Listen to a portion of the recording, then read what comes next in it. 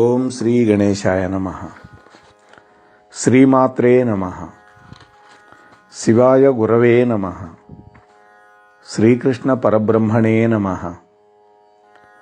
శ్రీ దత్తాత్రేయాయ నమః. దిగంబర దిగంబర శ్రీపాదవల్లభ దిగంబర శ్రీపాదవల్లభ గురోః వదనారవిందం వైరాగ్యదీప్తి పరమోజ్వలమద్వితీయం మందస్మితం సుమధురం కరుణార్ద్రనేత్రం సంసారతాపహరణం సతతం స్మరామి సతతం స్మరామి. శ్రీ గురుభ్యో నమః. శ్రీపాద రాజం శరణం ప్రపద్యే. 19 రోజుల నుంచి మనం శ్రీపాద శ్రీవల్లభ చరితామృతాన్ని పానం చేస్తూ ఉన్నాం అత్యంత భక్తి శ్రద్ధలతోటి. నిన్నటి రోజున దత్తదాసు చెప్పినటువంటి లీలలు చెప్పుకుంటూ ఉన్నాం.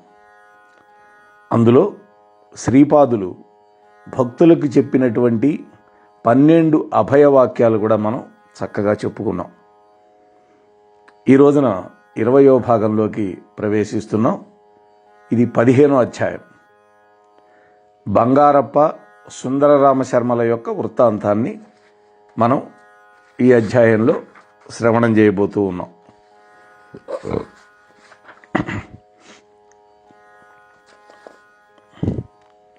శంకరభట్టు దత్తానంద స్వాముల వారి దగ్గర నుంచి సెలవు పుచ్చుకొని ప్రయాణాన్ని కొనసాగిస్తూ ఉన్నాడు. దారిలో దప్పిక కావటం వల్ల అక్కడికి దగ్గరలో ఉన్నటువంటి ఒక బావి దగ్గరికి వెళ్ళాడు శంకరభట్టు గారు. అక్కడ నీరు చేదుకోవడానికి ఒక చేద కూడా ఉంది. చేద అంటే బకెట, తాడు గట్టి ఉంటుంది. మా చీరాల ప్రాంతంలో పూర్వం అన్ని బావులే, గిలకుండి దానికి ఆ గిలక మీద నుంచి తాడు వెళ్ళి బకెట్ తోటి నీళ్లు తోడుకునేవాళ్ళం. తర్వాత అంతా బోరు బావులు, బోరులు వచ్చినాయి, మోటార్లు బిగించుకున్నాం అనుకోండి. అక్కడ శంకరభట్టు ఆ బావి లోపలికి తొంగి చూశాడు. ఆ బావిలో ఒక వింత దృశ్యం కంటపడింది. ఆ బావి యొక్క వరల మధ్య భాగం నుంచి మొలిచినటువంటి ఒక చెట్టు కొమ్మని ఆధారంగా చేసుకొని తల్లకిందులుగా ఒక వ్యక్తి వేలాడుతూ ఉన్నాడు. వరలు అంటే సిమెంటు, ఈ చిప్సు, ఇసక, ఈ 3 మిశ్రమంతో గుండ్రంగా పోస్తారన్నమాట మూసల్లో. వాటిని వరలు అంటారు. అది బావిని తవ్వుతూ ఇసుకలోనే ఎక్కువ వరలు వాడేది, మిగతా చోట వరల బావులు ఉండవు. మా చీరాల ప్రాంతం అంతా ఇసుక, అక్కడే ఈ వరల బావులు ఉంటాయి అన్నమాట. ఆ బావిలో ఒక చెట్టు కొమ్మకు వేలాడుతూ ఒక వ్యక్తి కనపడ్డాడు. ఆ అపరిచిత వ్యక్తి శంకరభట్టు గారిని చూసి ప్రేమతోటి ఓ శంకరభట్టు అని పిలిచాడు. ఆశ్చర్యకరం, అంతే కదా. అందువల్ల శంకరభట్టు ఆశ్చర్యపోయి నా పేరు ఈయనకి ఎలా తెలిసింది అని అడిగాడు. నా పేరు మీకు ఎట్లా తెలుసు అని అడిగాడు. అందులో ఆ వ్యక్తి చెప్పాడు, నీ పేరు మాత్రమే కాదయ్యా, నువ్వు శ్రీపాద శ్రీవల్లభుల వారి యొక్క దర్శనం కోసం కురువపురానికి వెళుతున్న విషయం కూడా నాకు తెలుసు. నిన్ను కలుసుకునే నిమిత్తం మాత్రమే నేను వేచి ఉన్నాను ఈ బావిలో ఈ కొమ్మకు వేలాడుతూ అని చెప్పాడు. వెంటనే అతన్ని నూతిలో నుండి బయటికి తీయన ఎట్లా అని ఆలోచిస్తూ ఉన్నాడు శంకరభట్టు. ఆ చేదకు ఉన్నటువంటి తాడు కొంచెం బలహీనంగా ఉంది. మనిషి బరువును ఆపలేదు కదా. చేదంటే ఒక 10 కేజీలు ఉంటుంది, మనిషి అంటే 60 కేజీలు కనీసం ఉంటాడు కదా, 50-60. వెంటనే శంకరభట్టు ఆలోచనను పసిగట్టినటువంటి ఆ పుణ్యాత్ముడు అన్నాడు, ప్రాపంచిక బంధాలతోటి సంసార కోపంలో పడినటువంటి మానవుడు నీవు బంధరహితుడినై ఈ విచిత్రమైనటువంటి యోగ ప్రక్రియలో ఆత్మానందాన్ని అనుభవిస్తూ ఉన్నవాడిని నేను. నన్ను నీవేమి ఎత్తగలవు అని అన్నాడు. నా అంతటి నేనే వస్తాను అన్నాడు. ఇది ఇంకొక ఆశ్చర్యకరమైన విషయం. సాధారణంగా మనకి శక్తి చాలనప్పుడు గురువు అనుగ్రహిస్తాడు. ఇక్కడ శంకర భట్టుకి శక్తి చాలనప్పుడు శ్రీపాదుల వారు దయతోటి శక్తినిచ్చి అనుగ్రహిస్తారు అని అన్నాడు ఆ వ్యక్తి.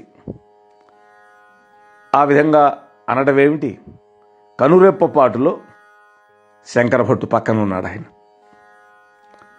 శంకర భట్టు సంభ్రమాశ్చర్యాలకు లోనైనాడు. ఆ బయటకు వచ్చిన వ్యక్తి చెప్తూ ఉన్నాడు, అయ్యా శంకర భట్టు, నా పేరు బంగారప్ప.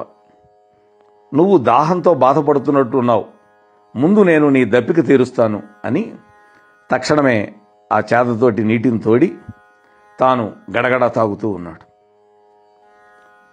విచిత్రం ఏమిటంటే ఆ వ్యక్తి ఆ బంగారప్ప నీళ్లు తాగుతూ ఉంటే శంకర భట్టుకి దాహం తీరిపోయింది. మరొక ఆశ్చర్యం, అప్పుడు వాళ్ళిద్దరూ కలిసి ప్రయాణం చేయటం మొదలుపెట్టారు. బంగారప్ప చెబుతూ ఉన్నాడు, అయ్యా శంకర భట్టు గారు, నేను స్వర్ణకార కుటుంబానికి చెందినవాడిని. స్వర్ణకార కుటుంబం అంటే ఇప్పుడు మా గ్రామాల్లో పూర్వం కంసాలి వాళ్ళు అనేవాళ్ళు, కంసల ఆచార్య అంటారు వాళ్ళని కూడా. మంత్రతంత్రాలలో ప్రావీణ్యం సంపాదించాను. నాకు అయిష్టులైన వాళ్ళని మంత్రతంత్ర ప్రయోగాలతో చేతబడి చేసి చంపేయగల సామర్థ్యాన్ని కూడా సంపాదించాను. భూతప్రేత పిశాచాలతో సాన్నిహిత్యం కూడా పొందాను. శ్మశానాలలో రకరకాలైనటువంటి కార్యకలాపాలు చేస్తుండేవాడిని. నా పేరు వినగానే జనులు గడగడ వణికిపోయేవాళ్ళు భయంతో. నేను ఏ గ్రామానికి పోయినా అక్కడ ప్రజలు నేను భూత ప్రేతాలను ప్రయోగించడం ద్వారా వాళ్ళకి ఏదో ఒక విధమైనటువంటి కష్ట నష్టాలు కలిగిస్తానని భయంతో నాకు విశేషంగా డబ్బులు ఇచ్చేవాళ్ళు. వాళ్ళు ఇచ్చినటువంటి ధనంలో ఎక్కువ భాగం సదా నన్ను ఆశ్రయించి ఉండేటటువంటి ఆ భూత ప్రేతాల బలులకి ఉపయోగించేవాడిని. సకాలంలో గనక బలులు సమర్పించకపోతే ఆ భూతాలు ఎవరిని ఆశ్రయించుకొని ఉన్నాయో వాడికే హాని కలిగిస్తాయి. అందుకని వాటికి బలి సమర్పిస్తూ ఉండాలి. అయ్యా శంకర భట్టు గారు, నా ముఖంలో సాధారణ మనుష్యులకు ఉండవలసినటువంటి ప్రసన్నత్వం లోపించింది. భూత ప్రేతాలకు ఉండేటటువంటి వికృత కళలు, క్రూర స్వభావ లక్షణాలు పెరిగినాయి. నా సంచారాలలో ఒకసారి పూర్వపుణ్యవశం వల్ల పీఠికాపురానికి వచ్చాను. అంటే పిఠాపురం వచ్చాడు. ఏదైనా పూర్వజన్మ సుకృతం ఉంటేనే ఎవరికైనా అవన్నీ జరుగుతాయి. దత్తప్రభువుల యొక్క అవతారం వల్ల పవిత్రమైనటువంటి ఆ నగరంలో క్షుద్రములైనటువంటి కుతంత్రాలకు కానీ పరస్పర కలహాలకు కానీ చోటు ఉండదు. నేను శ్రీ బాపనాచార్యుల గారి గురించి, శ్రీపాదుల వారి గురించి కర్ణాకర్ణిగా చిత్ర విచిత్రమైనటువంటి విషయాలు వినున్నాను. ముందుగా నేను బాపనాచార్యుల గారిని సందర్శించాలి అనుకున్నాను. అప్పుడు నేను ఒక కొలను దగ్గరికి వెళ్ళి దోసిళ్లకు దోసిళ్ళు నీళ్లు తాగుతూ ఉన్నాను.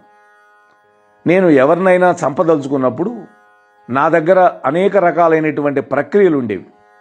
అందులో ఒకటి, నేను చంపదలుచుకున్న మనుష్యుణ్ణి, ఆ మనుష్యుడి యొక్క రూపాన్ని ధ్యానం చేసుకుంటూ నీళ్లు గనక తాగానా, నేను తాగిన నీరంతా కూడా ఆ మనిషి యొక్క పొట్టలో చేరుతుంది.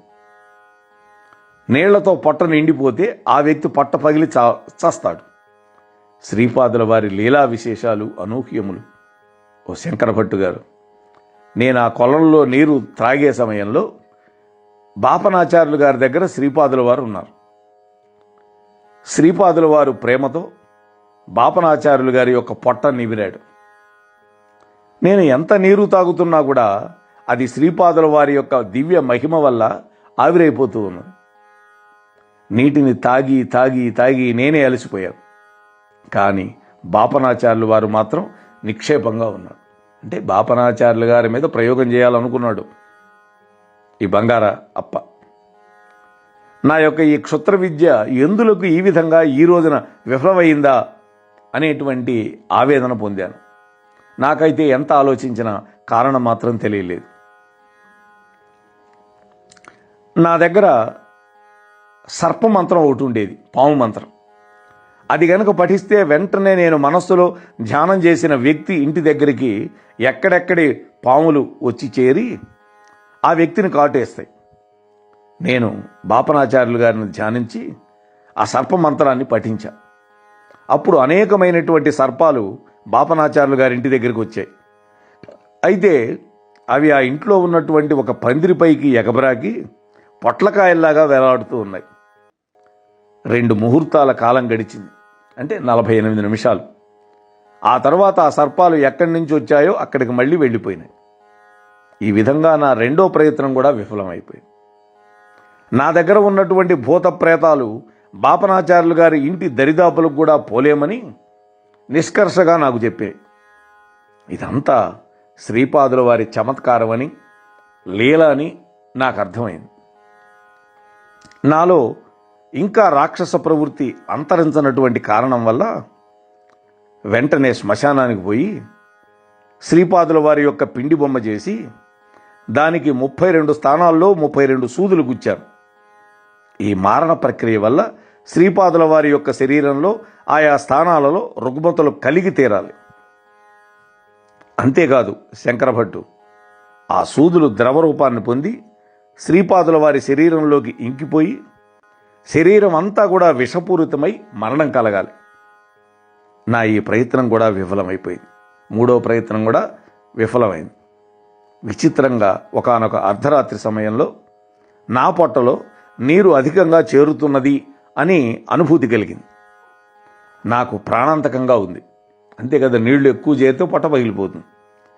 నా సర్పమంత్ర ప్రభావానికి బాపనాచార్యుల ఇంట్లో చేరినటువంటి సర్పాలన్నీ కూడా పీఠికాపురంలోని నా యొక్క తాత్కాలిక నివాసానికి వచ్చి నన్ను కాటేసినాయి.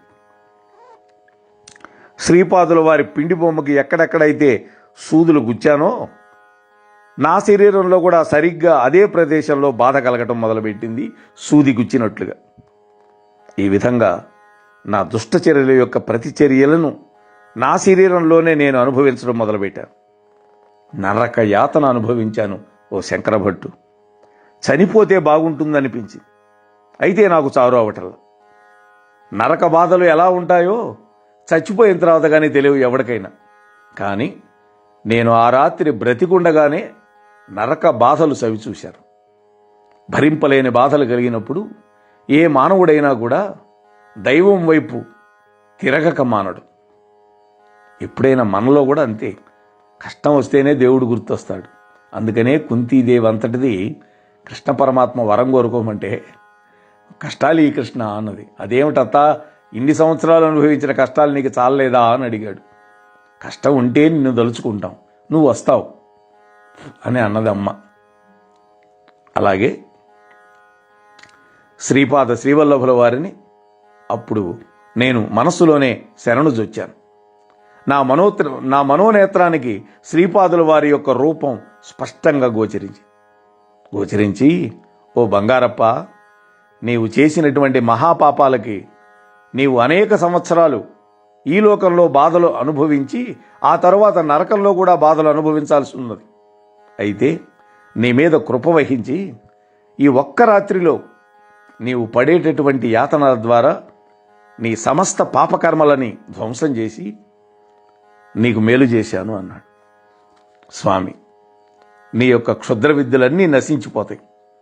అయితే ఎవరైనా దాహము కొని ఉంటే నీ మనోనేత్రాలకు గోచరించినప్పుడు నీవు నీళ్లు తాగి దప్పిక తీర్చుకుంటే వాళ్ళు ఎంతటి దూరంలో ఉన్నా కూడా వాళ్ళ యొక్క దాహార్తి తీరిపోతుంది అనే మాట మాత్రం స్వామి చెప్పాడు. అందువల్ల ఈ బంగారప్ప నీళ్లు తాగితే శంకరభట్టు గారికి దాహం తీరింది. ఇందాక తలకిందులుగా వేడాటం అనేటువంటి ఒకానొక యోగ ప్రక్రియ ఉన్నది. దాన్ని అభ్యాసం చేస్తే నీవు ఆనంద ప్రాప్తి పొందుతావు. ఇవాటి నుంచి సాత్విక ప్రవృత్తిని అనుసరించి నీ జీవితాన్ని గడుపు. మాతాపితరుల యొక్క గృహంలో కానీ బాపనాచార్యుల వారి గృహంలో కానీ అడుగు పెట్టడానికి ఎన్నో జన్మల పుణ్యం ఉండాలి. నీకు ఈ జన్మలో అంతటి అదృష్టం లేదు. అదృష్టం అనేది అకస్మాత్తుగా లభించేది కాదు. దురదృష్టం అనేది విచక్షణారహితంగా ఇవ్వబడేది కాదు. పూర్వజన్మలోని పుణ్యకర్మాలు ఒక్కసారిగా ఫలితం ఇచ్చినప్పుడు దాన్ని అదృష్టం అంటారు. అలాగే పాపకర్మలు ఒక్కసారిగా ఫలితాన్ని ఇచ్చేటప్పుడు దాన్నే దురదృష్టం అని అంటారు. ప్రాణం ఇచ్చేది పరమేశ్వరుడు కాబట్టి ప్రాణం తీసే అధికారం కూడా ఆ పరమేశ్వరుడికి మాత్రమే ఉన్నది. మాతాపితలు జన్మదాతలు కాబట్టి వాళ్ళు పరమ పూజ్యులు.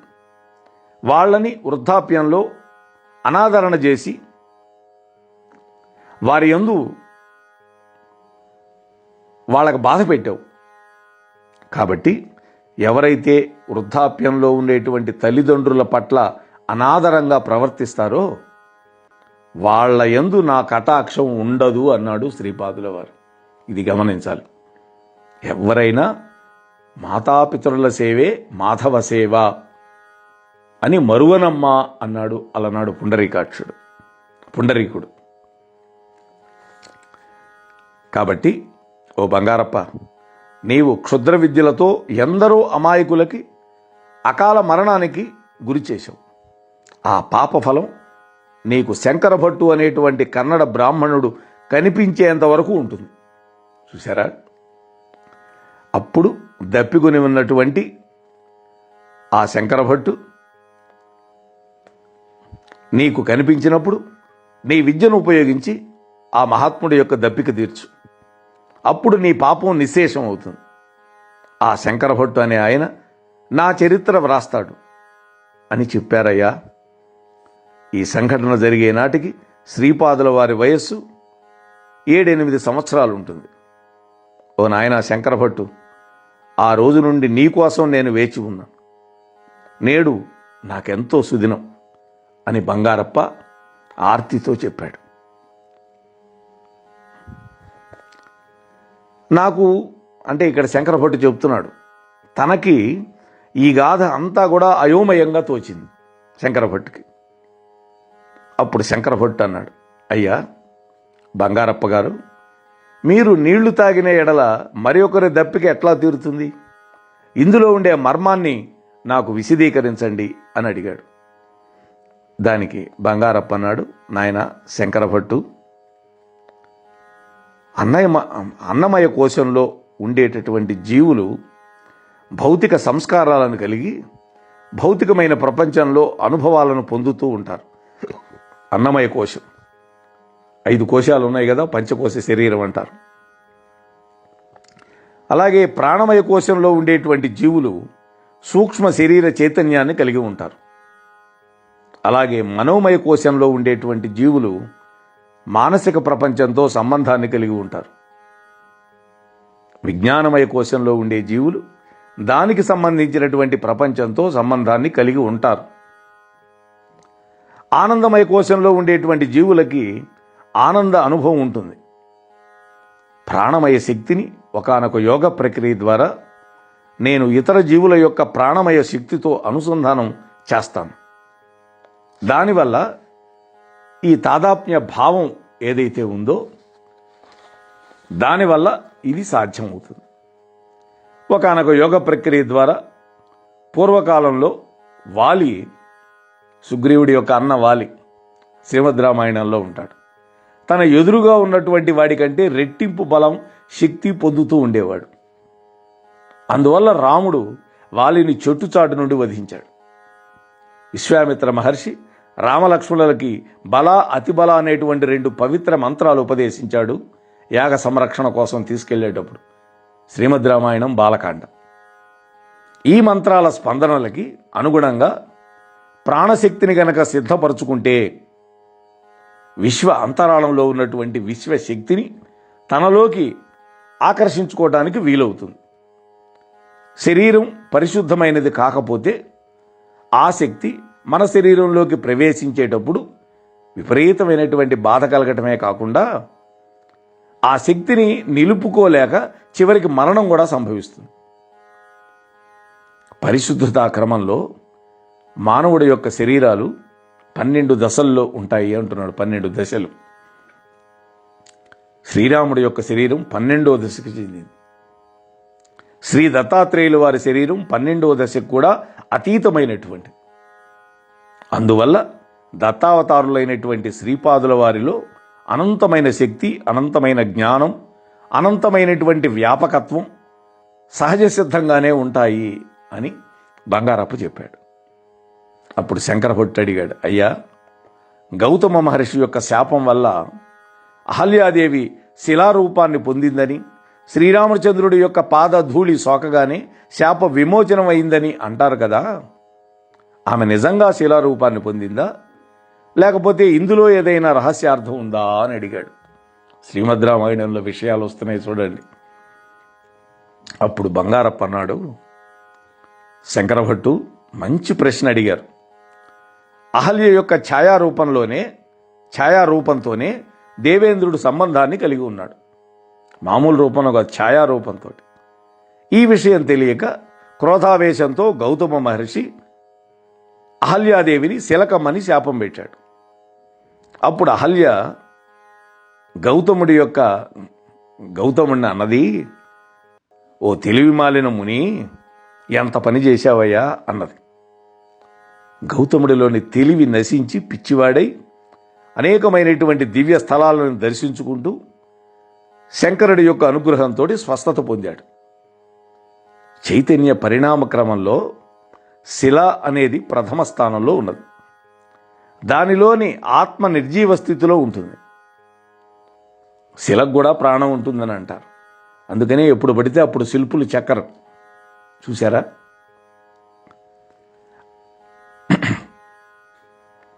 అయితే ఈ శిలల్లో కూడా అనేక జాతులు ఉన్నాయి. ఒకానొక శిలలోని ఆత్మ ఆ శిలలో కొన్ని సంస్కారాలను పొందుతుంది.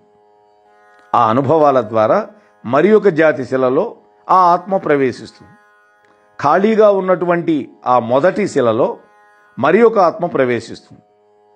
ఏ ఆత్మ ఏ శిలలో ఎంతకాలం ఉన్నది అనేది కేవలం యోగ దృష్టి కలిగిన వాళ్ళకి మాత్రమే తెలుసుకోవటానికి అవకాశం ఉంటుంది.